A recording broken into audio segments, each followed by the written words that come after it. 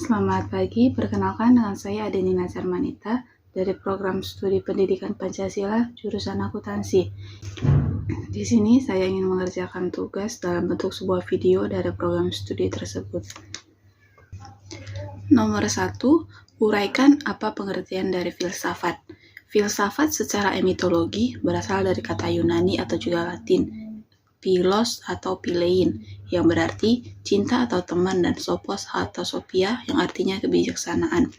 Secara sederhana, filsafat berarti cinta kepada kebijaksanaan atau teman kebijaksanaan sebagai suatu kesatuan yang baik dalam memengaruhi atau membantu orang lain. Filsafat digunakan sebagai pedoman dalam memberi makna hidup. Nomor 2, sebutkan penjelasan dari Pancasila sebagai sistem filsafat. Pancasila sebagai sistem filsafat. 1. Sistem filsafat harus bersifat kohen, artinya berhubungan satu sama lain secara layout.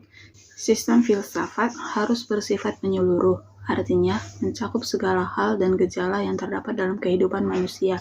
2. Sistem filsafat harus bersifat mendasar, artinya suatu bentuk perenungan mendalam yang sampai ke inti mutlak permasalahan sehingga menemukan aspek yang sangat fundamental.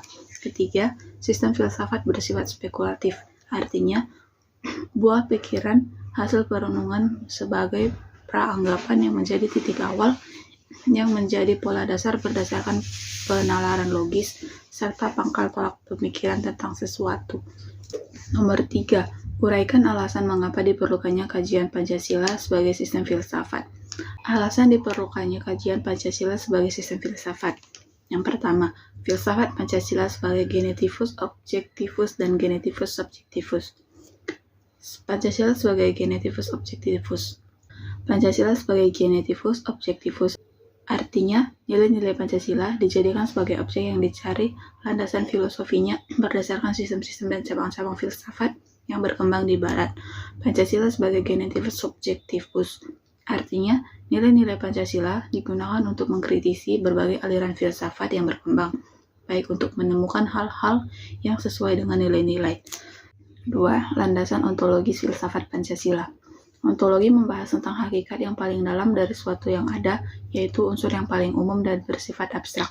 Disebut juga dengan istilah substansi. Yang ketiga, landasan epistemologis filsafat Pancasila. Epistemologi adalah cabang filsafat pengetahuan yang membahas tentang sifat dasar pengetahuan, kemungkinan, lingkup, dan dasar umum pengetahuan.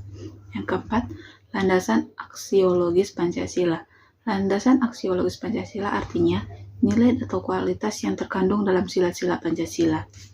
Nomor 4, sebutkan sumber-sumber Pancasila sebagai filsafat. Sumber-sumber Pancasila sebagai filsafat diantaranya sumber historis Pancasila sebagai sistem filsafat, sumber sosiologis Pancasila, sumber politis Pancasila sebagai filsafat. Nomor 5, jelaskan apa yang dimaksud dinamika Pancasila sebagai sistem filsafat. Dinamika Pancasila sebagai sistem filsafat.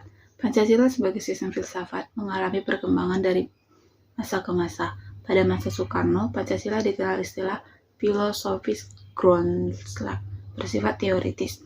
Pada era Soeharto, Pancasila berkembang ke arah yang lebih praktis. Pancasila dikembangkan sebagai pedoman hidup sehari-hari. Pada era reformasi, Pancasila semakin berkurang gaungnya. Pancasila sebagai sistem filsafat yang hanya menjadi wacana akademik. Nomor 6, uraikan tantangan Pancasila sebagai sifat filsafat. Tantangan Pancasila sebagai sistem filsafat. Pertama, kapitalisme. Aliran yang meyakini bahwa kebebasan individual pemilik modal untuk mengembangkan usahanya dalam rangka meraih keuntungan sebesar-besarnya merupakan upaya untuk menyejahterakan masyarakat.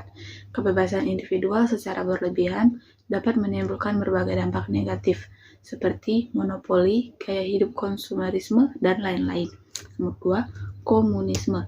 Komunisme merupakan aliran yang meyakini bahwa kepemilikan modal dikuasai oleh negara untuk kemakmuran rakyat secara merata. Nomor 7, apa hakikat Pancasila sebagai sistem filsafat? Hakikat Pancasila sebagai sistem filsafat terletak pada sila pertama, ketuhanan, menuju keyakinan akan bangsa Indonesia terhadap Tuhan sebagai pencipta semua makhluk. Sila kedua, kemanusiaan menunjukkan manusia monopoli. Sila ketiga, Persatuan terkait dengan semangat kebangsaan, rasa kebangsaan terwujud dalam bentuk cinta tanah air. Sila keempat, kerakyatan yang terletak pada prinsip musyawarah. Keputusan yang diambil lebih didasarkan atas semangat musyawarah untuk mufakat, bukan membenarkan begitu saja pendapat mayoritas tanpa peduli pendapat minoritas. Sila kelima, keadilan yang terwujud dalam 3 aspek, yaitu keadilan distributif, legal, dan komutatif. Sekian penjelasan dari saya. Terima kasih.